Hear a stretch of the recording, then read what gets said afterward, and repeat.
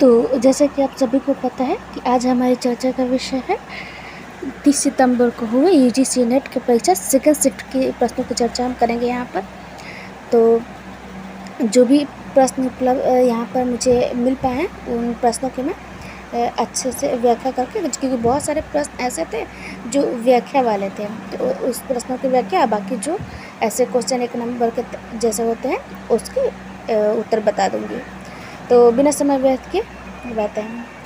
तो जो सबसे पहला क्वेश्चन है वो है आयु जोग सिखावन पढ़े। तो इसमें यहाँ गोपियाँ जो है वो उद्धव से कह रही हैं कि आयु जोग सिखावन पड़े, यानी कि यह ताना देते हुए कह सकते हैं, या फिर हंसते हुए वह कह रही हैं, हंसते हुए ताना देकर उपलाम जैसे कहते हैं कि ये आयु जोग सिखावन पड़े। यहाँ पर एक पंडित जी पढ़े, यानी कि पंडित जी आए हैं हमें ज्ञान सिखाने, ज्ञान देने के लिए पढ़े, यानी पंडित जी आए हैं। और एक इसका जो दूसरा होता है और कह रही है कि हमारे मन में, पंडित जी से कह रही है कि आए हैं, मतलब ये उपलाम देते हुए कह रही हैं। एक ऑप्शन में जैसे कुछ वहाँ पर उपलब्ध था, तो पहला और दूसरा ऑप्शन है इसका आंसर था। पहला में था ऑप्शन में कि गोपियाँ हंसते हुए कहती हैं कि पंडित जी ज्ञान देने के लिए आए हैं, और दूसरा में था कि वे कहती हैं कि हमारे मन में तो कृष्ण का प्रेम ही बसा हुआ है। तो यही दोनों इसका आंसर था। और अगला क्वेश्चन है कि किस उपन्यास की शुरुआत सर्व सुख बनिए से होती है। इसका आंसर है देवरानी जेठानी की कहानी। अगला क्वेश्चन जो है वो पृथ्वीराज रासो से है, जो रेवा तट, उसमें 27वां समय है। तो इसे ये पूछा गया था कि मोहम्मद गौरी को जब पृथ्वीराज ने प्रथम तराइन के युद्ध में जीतने के बाद बंदी बना लिया था, तो उनके साथ क्या किया था। तो जैसे कि वो उसमें था ऑप्शन के अनुसार कि पहला ऑप्शन था उसमें कि इसका पहला ऑप्शन वही एक आंसर था, एक आखिरी या 2-3 में जैसे मैं बतला देती हूँ कि उन्होंने बहुत सारे सोने, हाथी और जेवरात, मतलब कि बहुत सारे रत्न लेने के बाद बदले में उन्हें सम्मान के साथ भेज दिया था। बहुत सारे ज़मीन, भूमि, सोना, जेवरात और हाथी वगैरह लेने के बाद मोहम्मद गौरी से, और उसका बदले में उसे सम्मान के साथ वापस भेज दिया था। तो यही जो ऑप्शन में था ऐसे वह इसका आंसर होने वाला था। फिर है कि धरती धन नापना का विषय वस्तु। तो धरती धन नापना ये PYQ से रिपीटेड क्वेश्चन है। तो इसका आंसर जो होगा कि पंजाब की पृष्ठभूमि पर है और दलित जीवन की कथा है। और एक जयशंकर प्रसाद के नाटकों का क्रम था, तो मैंने क्रम वाइज यहाँ पर क्रम के अनुसार ही लगा दिया है कि एक पहले प्रायश्चित होगा, फिर राजश्री, फिर विशाख, फिर अजातशत्रु, यही था। फिर है कि पाश्चात्य काव्यशास्त्र, इस पर बहुत ज़्यादा प्रश्न थे। भारतीय काव्यशास्त्र एक भी नहीं थे सेकंड शिफ्ट में, तो पाश्चात्य काव्यशास्त्र बहुत सारे थे, तो उसको भी क्रम से ही लगाने थे। तो मैंने यहाँ पर क्रम से लगा दिया है। कॉलरिज का बायोग्राफी लिटरेरिया, इलियट का द सेक्रेट वुड, और रिचर्ड्स का द प्रैक्टिकल क्रिटिसिज्म और साइंस एंड पोएट्री। फिर आया कि छायावाद का प्रवर्तन को लेकर। छायावाद के प्रवर्तन के लेकर जो था उसमें बहुत सारे ऑप्शन थे, तो उस ऑप्शन के अनुसार छायावाद की ये बिना ऑप्शन के होने वाले तो नहीं थे।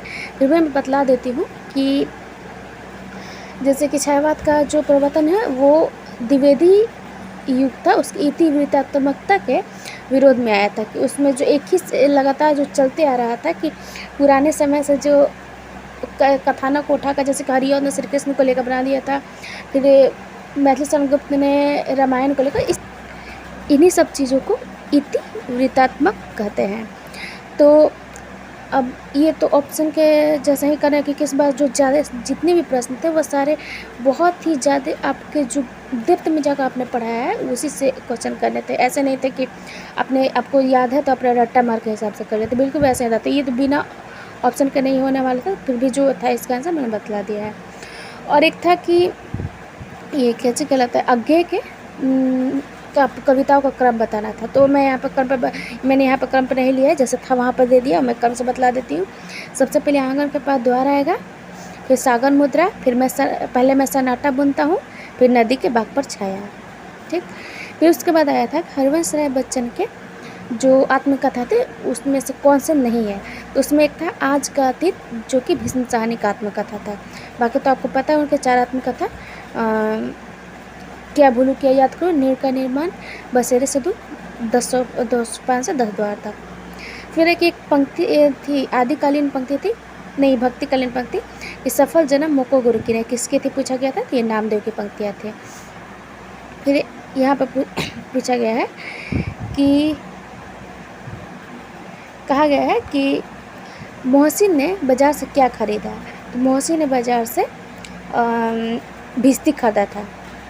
और आयो घोष बड़ो व्यापारी फाटक देकर हाटक मांगे में फाटक कहा था। फाटक कहा था भूसा, यानी कि यहाँ गोपियाँ उद्धव से कह रही हैं कि एक घोष व्यापारी कहीं बाहर से आए हैं और फाटक देकर हाटक मांग रहे हैं। एक मतलब कि वो कह रही है कि अपना निर्गुण ज्ञान के बदले, निर्गुण मतलब कि कह रहे हैं कि आप अपना सगुण ज्ञान अथी कर दीजिए। वो अपना निर्गुण ज्ञान दे रहे हैं, अब बदले में हमारे सगुण यानी जो कृष्ण जी का जो कृष्ण जी से उन्होंने ज्ञान है स्वयं पाया है, वो सब चीज़ें वो लेंगे अपना निर्गुण ज्ञान देकर। यही सब उन लोग का एक मेन संवाद तो यही था। जो भी पढ़ा है उसको पता होगा कि उद्धव निर्गुण के प्रतीक थे और वो गोपियाँ सगुण के, दोनों का विवाद चल रहा था और आर्य भाषाओं में शामिल नहीं है। तो देखिए इस प्रश्न में थोड़ा सा अथी हो गया, क्योंकि ऐसा तो इसका आंसर अरबी होना चाहिए था, क्योंकि अरबी समी भाषा के परिवार का आंसर है।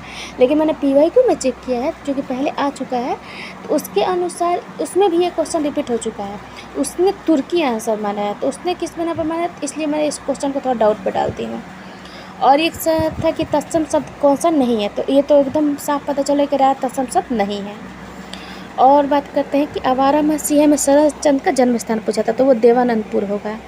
फिर शुक्ल के अनुसार आदिकालीन के प्रकरणों को, तो जैसे कि आपको पता है कि आदिकालीन में शुक्ल ने 4 ही प्रकरण दिए हैं। सामान्य परिचय से शुरू होता है, फिर अपभ्रंश का, फिर देश का, फिर फुटकल होगा। फिर बात करते हैं अरे यावर याद रहेगा, इसकी विधा पूछा गया थे, तो ये यात्रा वृत्तांत है। तो मुझे जितने प्रश्न उपलब्ध है मैं सभी का आपको उत्तर दे दिया है। अगर और भी कोई प्रश्न है जो आपके मन में डाउट हो गया, आपको याद हो, तो आप कमेंट बॉक्स में डालिएगा, मैं उसका उत्तर ज़रूर बतलाऊँगी। लेकिन आप लोगों को कैसा लगा सेशन ज़रूर बतलाइएगा और इस वीडियो को शेयर, लाइक, शेयर, सब्सक्राइब कीजिएगा चैनल को। बहुत बहुत धन्यवाद आप सभी का जुड़ने के लिए। और जो टाइपिंग में थोड़ी बहुत त्रुटियाँ रह गई हैं उसके लिए मैं क्षमा प्रार्थी हूँ, और आप लोग उतना थोड़ा बहुत मैनेज कर लीजिएगा। बहुत बहुत धन्यवाद जुड़ने के लिए।